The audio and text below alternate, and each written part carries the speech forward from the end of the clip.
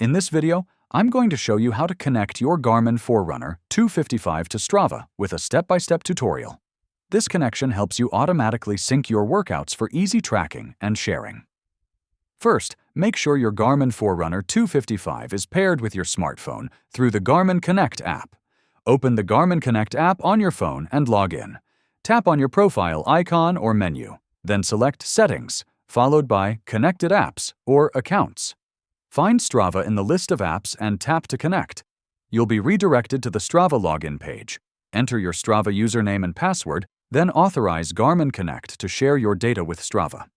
Once connected, your workout activities recorded on your Forerunner 255 will automatically upload to Strava after syncing with Garmin Connect.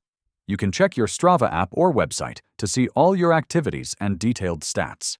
If this video helped you, please like and subscribe to the channel for more Garmin and fitness app tutorials.